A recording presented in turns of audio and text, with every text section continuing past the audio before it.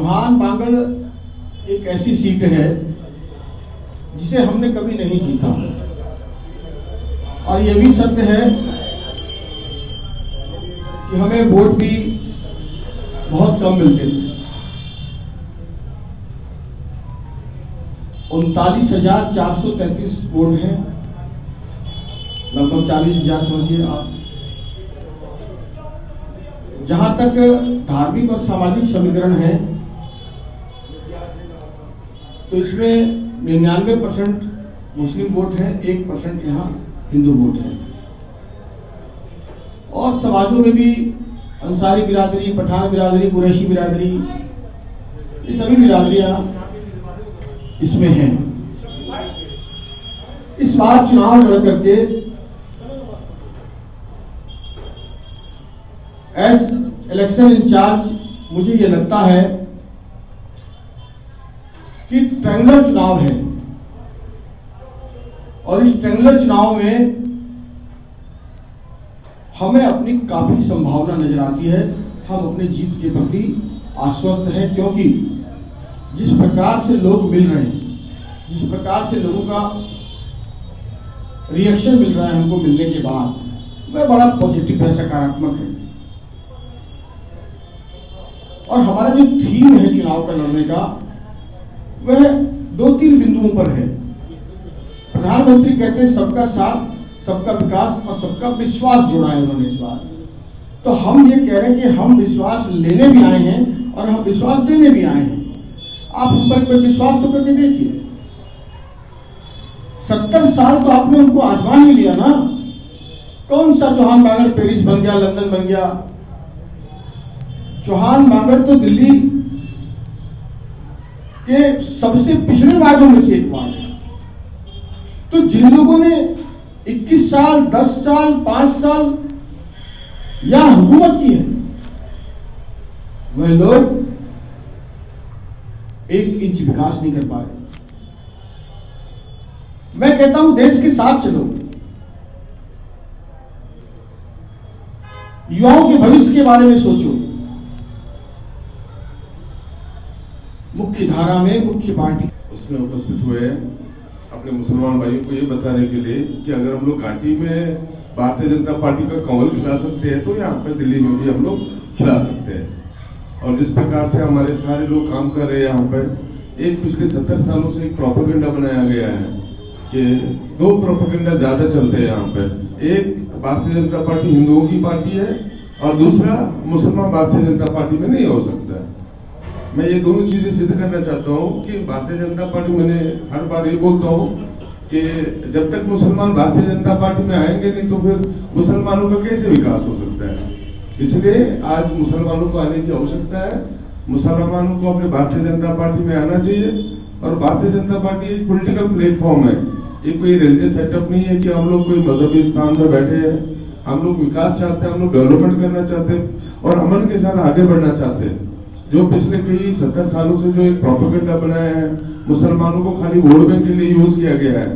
हमने देखा जहां जहां मुसलमान जो बस्तियां हैं, जहां मेजॉरिटी मुसलमानों की है, वहां कोई लॉ एंड ऑर्डर नहीं है, वहां कोई एम्प्लॉयमेंट नहीं है, वहां कोई सैनिटेशन नहीं है, वहां कोई फैसिलिटी नहीं है। इसलिए मैं अपने मुसलमान भाइयों को ये और बुजुर्गों फासलों को बढ़ाने का भी काम करते हैं। मैं दिल्ली माइनॉरिटी मोर्चे के अध्यक्ष के नाते काम देख रहा हूं। मुझे लगता है कि उन फासलों को कम करने का ये हमारी भी जिम्मेदारी है, माइनॉरिटी की भी और मेजोरिटी की भी। उस पर हम सब काम कर रहे हैं। सरकार हमारी काम कर रही है। इंजीनियर साहब ने हमारे अभी बताया कि विकास देश में किस तरह से हो रहा है। प्रधानमंत्री की योजनाएं तमाम गरीब लोगों तक पहुंच रही है।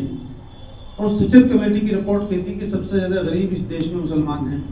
तो जाहिर सी बात है कि सबसे ज्यादा फायदा भी माइनॉरिटी के और खुसूसन मुसलमानों को हो रहा है। मुझे उम्मीद है कि ये काम बहुत आगे बढ़ेगा। यहाँ इस वार्ड में, क्योंकि 28 तारीख को इलेक्शन है, यहाँ के लोगों से मैं अपील करता हूँ आप लोगों के माध्यम से कि नासिर अंसारी साहब हमारे पुराने कार्यकर्ता हैं, पिछले लंबे समय से पार्टी का काम। मैं आपसे अपील करना चाहता हूँ कि सभी हम मुस्लिम भाइयों को बहकाया जाता है कि भाजपा मुस्लिमों को टिकट नहीं देती। आज भाजपा ने मुसलमान को वार्ड से, आपके चौहान बागर से टिकट देकर उतारा और ऐसे प्रत्याशी मोहम्मद नाजिर अंसारी अमरोही को कि जिसने अपने जवानी के 26 साल आपको दिए। 26 साल मैंने आपकी खिदमत की और मैंने आपकी वार्ड में जब पद यात्राएं की तो आप ही लोगों ने मुझसे कहा कि नाजिर भाई आपने ये हमारे काम किए। काम किया मैंने अल्लाह की रज़ा के लिए किया, करता रहूँगा, सवाब के लिए करता रहूँगा। आप लोगों को फ़ायदे होते रहेंगे, आप मुझे दुआएं देते रहेंगे। मैंने कोई एहसान नहीं किया। मुझे उम्मीद है कि अब आप अपोजिट पार्टियों के बहकावे में नहीं आएंगे जो नफरत की राजनीति कर रहे हैं, हिंदू मुस्लिमों की राजनीति कर रहे हैं। आज आपके सामने आपका भाई हाथ फैलाए खड़ा है, आपसे अपील कर रहा है कि जो मैं आपकी खिदमत करता हूँ भारतीय जनता पार्टी में रह करके, जो मैंने 26 साल आपकी खिदमत की, और मैं ये भी अपील करना चाहता हूँ कि अल्लाह के वास्ते, खुदा के वास्ते, आप कौम को आगे बढ़ाने के लिए, उनको मजबूत कराने के लिए आप मुझे जिताएं, जो मैं ईमानदारी से आपका काम करूं। मुझे उम्मीद है कि आप इंशाअल्लाह मेरे काम को देखते हुए, और मैं आपको एक बात और बताना चाहता हूं कि आप केंद्र सरकार से लेकर के एमसीडी के सारे काम, मैं आपका कोई काम नहीं रोकूंगा। सफाई से लेकर के, लाइटों से लेकर के, सड़कों से लेकर के सारे काम, पेंशनें, जितने भी डॉक्यूमेंट्स आपके मैं सारे तैयार कराऊंगा। यहाँ से तो सबसे पहले जो शिक्षा का अभाव है इस क्षेत्र में, क्या कार्य करेंगे शिक्षा के लिए? मैंने कहा ना कि बुनियादी जितनी चीजें हैं वो सब करेंगे। आज देखिए मिड डे मील नहीं आया तो भी हमने क्या किया, सूखा राशन उसके परिवारों को दिया है। शिक्षक का बेसिक स्तर स्मार्ट क्लास के लिए मैं आपके चैनल्स के माध्यम से दावा कर रहा हूँ। ब्रह्मपुरी एक्स ब्लॉक में मैं अभी गया था, वहां के जो हमारा एमसीडी का प्राइमरी स्कूल है, मैं पूरे दावे से कहता हूं कि पूरी दिल्ली सरकार को चैलेंज करता हूं आपके माध्यम से, एक भी स्कूल उसके बराबर से तुलना करके दिखा दे तो मैं मान जाऊंगा कि दिल्ली सरकार कुछ काम कर रही है, जो बड़ी बड़ी शिक्षा की बात है।